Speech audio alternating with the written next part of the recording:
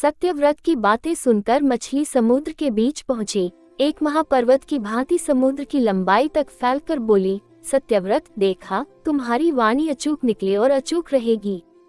न मालूम मैं यूं बढ़ते बढ़ते क्या से क्या हो जाऊंगी।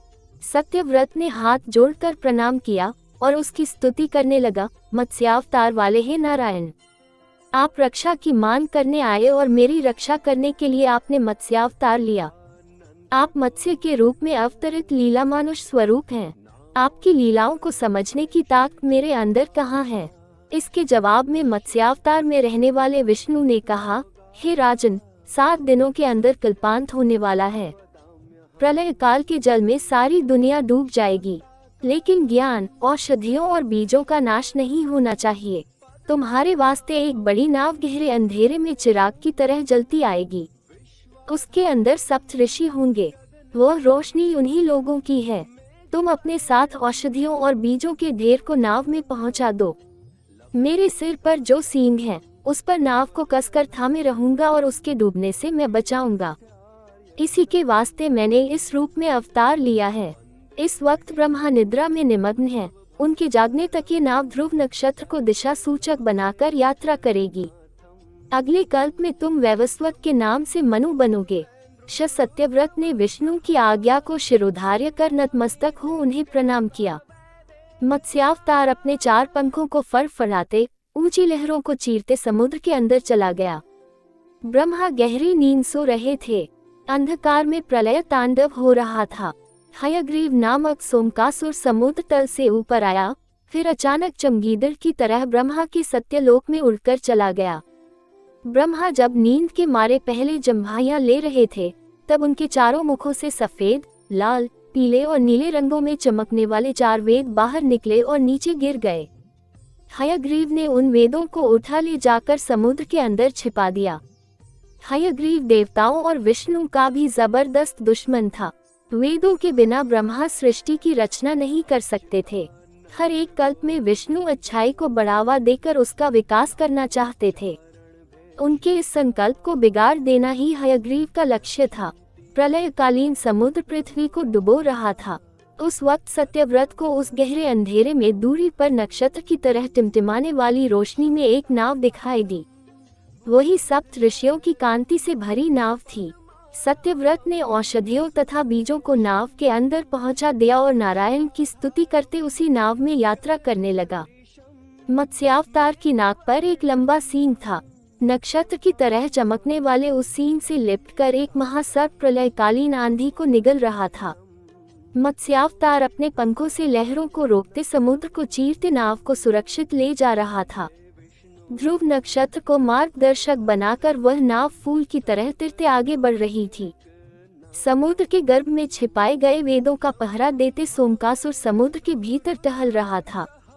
चारों वेद 4 शिशुओं के रूप में बदलकर किलकारियों कर रहे थे। मत्स्यावतार वेदों की खोज करते हुए आगे चल पड़ा। मत्स्यावतार को देखते ही सोमकासुर घबरा गया, फिर भी हिम्मत बटोरकर वह अपना कांटों वाला गदा हाथ में ले जूझ पड़ा। उस समय तक विष्णु का अवतार मत्स्य के रूप में कमर तक हो गया था। उसमें चारों हाथ निकल आए थे।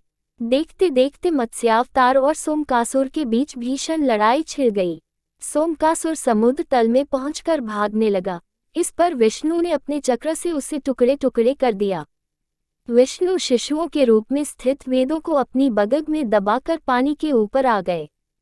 वे चारों शिशु विष्णु के कंठहार में शोभा देने वाले श्रीवत्स तथा कौस्तुभ मणियों के साथ नन्हे हाथों से खेलते हुए किलकारियां मार रहे थे। चारों बच्चे सफेद, लाल, पीले व नीले रंग की कांतियों से चमक रहे थे। विष्णु के हाथों में शंख और चक्र शोभायमान थे। विष्णु के मत्स्यावतार को देख ऋषि और सत्यव्रत तन में हो हाथ उठाकर उनकी स्तुति करने लगे। प्रलय तांडव शांत हो गया था। जहां तहां भूमि दिखाई देने लगी थी। नाव भी अपने लक्ष्य पर पहुंच गई। ब्रह्मा के लिए दिन और रात का समय बराबर था। उनकी निद्रा का समय पूरा होने को था। आसमान में प्रकाश की किरणें फूट रही थीं। नया कल्प शुरू हो रहा था। सरस्वती देवी पहले जाग उठीं। उन्होंने अपनी वीणा पर भूपाल राग का आलाप किया। ब्रह्मा जाग उठे। उन्हें लगा कि उनके चारों सिरों में कोई अशांति फैली है। फिर परख कर देखा, वेद गायब थे। इसी चिंता में ब्रह्मा कुछ परेशान थे। तभी विष्णु ने मत्स्यावतार में प्रत्यक्ष हो उनके हाथ में वेद स दिए। ब्रह्मा ने विष्णु के मत्स्यावतार को जी भर कर देखा, तब अपने हाथ जोड़कर चारों मुखों से उनकी स्तुति की रूप, हे नारायण, जो व्यक्ति आपके मत्स्यावतार का ध्यान करता है उसकी सारी विपदाएं इस तरह हट जाएंगी जैसे प्रलय के रूप में उपस्थित सारी विपदाएं दूर हो जाती हैं और उनका अज्ञान रूपी अंधकार हट जाएगा। विष्णु के द्वारा मत्स्यावतार लेने का कार्य सफल हो गया था, इसलिए वे अंतर्धान होकर अपने निवास वैकुंठ में पहुंचे। ब्रह्मा ने वेद लेकर सृष्टि की रचना शुरू की। सत्यव्रत श्राद्धदेव वैवस्वत के नाम से मनु हुए। सप्तऋषि आसमान में अपने अपने स्थानों में पहुंचकर सप्तर्षि मंडल के रूप में प्रकाशित होते हुए ध्रुव की प्रदक्षिणा करते घूमने लगे। यो सूत महर्षि ने कहानी सुनाई। इस पर मुनियों ने पूछा, सूत महर्षि, हम लोग ध्रुव की कहानी सुनना चाहते हैं। सूत मुनि यो सुनाने लगे, इस विशाल विश्व में सबसे ज्यादा ऊंचा स्थान ही ध्रुव मंडल है। वही विश्व स्वरूप विष्णु के शिर का स्थान है। ऐसा ऊंचा स्थान पाने वाले ध्रुव उत्तानपाद नामक एक राजा के पुत्र थे। ध्रुव की माता सुनीति राजा उत्तानपाद की ज्येष्ठ पत्नी थी। सुरुचि छोटी रानी थी। राजा सुरुचि को ज्यादा प्यार करते थे। एक दिन राजा उत्तानपाद छोटी रानी सुरुचि के पुत्र उत्तम को अपनी जांघ पर बिठाकर प्यार जता रहे थे। तभी वहां पर ध्रुव आ पहुंचा। उसके मन में भी अपने पिता की जांघ पर बैठने की इच्छा थी। वह बड़ी लालसा से अपने पिता की आंखों में देखता रहा। उस वक्त सुरुचि वहीं पर थी। राजा सुरुचि से डर कर ध्रुव को देखकर भी अनदेखा सा कर गए। ध्रुव ने सोचा था कि उसके पिता उसको भी अपने छोटे भाई के जैसे अपनी जांघ पर बिठाएंगे, पर ऐसा न होते देख उसे रोना आया। उसके गालों पर आंसू मोती जैसे चमक उठे। ध्रुव की हालत देख सुरुचि खिलखिला कर हंस पड़ी और बोली, अरे बदकिस्मत के बच्चे, चाहे तुम जिंदगी भर तपस्या क्यों न करो, मेरे पुत्र के समान तुम्हें अपने पिता की जांघ पर बैठने का भाग्य प्राप्त न होगा। मेरे पेट में पैदा होगे तभी तुम्हें ये सौभाग्य प्राप्त होगा। हाँ, तुम तो जब देखो नारायण का संकीर्तन किया करते हो। अब तपस्या करके उसी नारायण से पूछकर देखो, कहीं वे तुमको ऐसा सौभाग्य प्रदान कर सकते हैं या नहीं। शयो सुनीति ने ध्रुव का मजाक उड़ाया। बालक ध्रुव का मन कचोट उठा।